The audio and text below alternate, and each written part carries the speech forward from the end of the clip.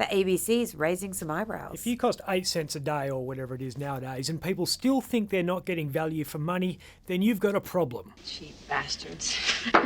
The ABC has opened itself to accusations it was complicit in a protest outside the home of one of Australia's leading corporate figures. Meg O'Neill is the chief executive of homegrown business success story Woodside, which used to officially be called Woodside Petroleum, but is now officially Woodside Energy after a rebrand designed to convince us the company is more this and less this. Yeah, baby, come on now, get loose.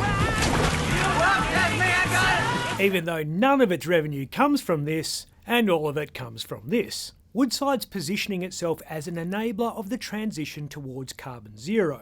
Meg O'Neill says the natural gas her company taps off the coast of WA and sends around the world as LNG is cleaner than diesel or oil. The protesters who gathered outside Meg's home in City Beach on Tuesday morning reckon that's like saying it's okay to smoke Winnie Blues because they're better for you than Winnie Reds. Winfield. Have a good look at them.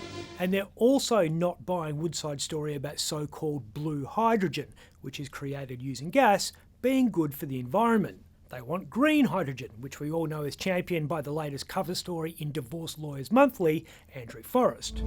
You're not going to let me take it all, are you? No, she won't, Andrew. Come on, you're getting sidetracked. Long story short, a bunch of climate change warriors went to Meg's house to make her feel bad about killing the planet.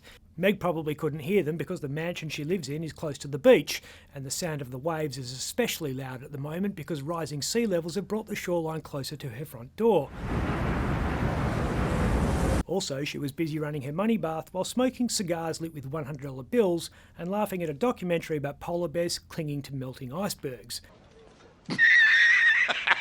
At least that's what the Disrupt Burrup Hub protesters, none of whom have any idea about the economic reality of net zero. Something DOO economics. Voodoo economics. Or economic reality full stop for that matter. Anyone? Anyone? The Great Depression past the...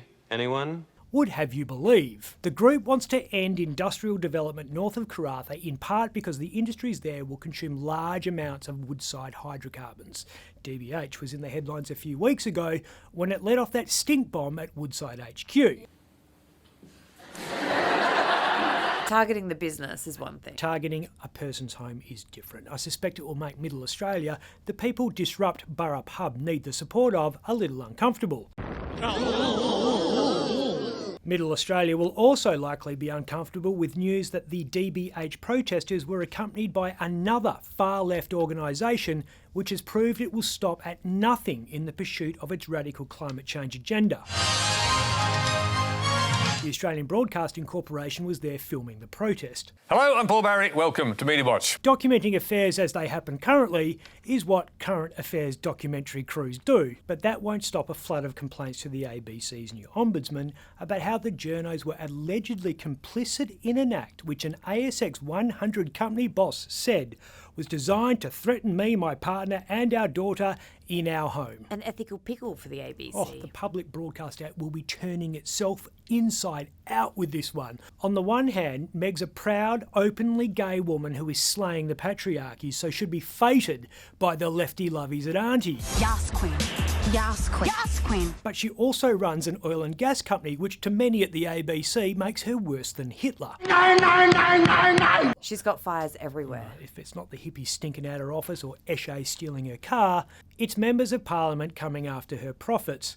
Crossbench senators David Pocock, Jackie Lambie and Tammy Tyrrell want oil and gas companies to pay more under a revamp of the Petroleum Resources Rent Tax. The PRRT was meant to give Australians who own the oil and gas plundered by energy companies fair compensation for said plundering. Take what you can. Give nothing back. Unfortunately, the tax was designed by politicians who have even less clue about economics than climate change protesters. Did it work? Anyone? Anyone know the effects? And that meant Big Oil has been able to dodge payments every step of the way. The feds have finally had enough of being taken for a ride and are cracking down on how companies can claim tax deductions.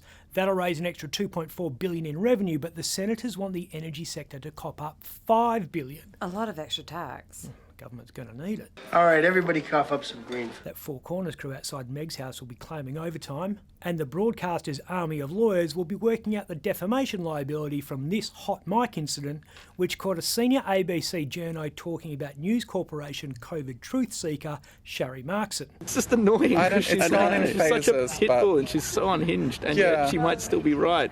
And look, I would definitely say it's still definitely Can you be unresolved, unhinged and still right? I'm Ben Harvey. You're unhinged. I'm really right. Is that thing on? For more Up Late, click the subscribe button below.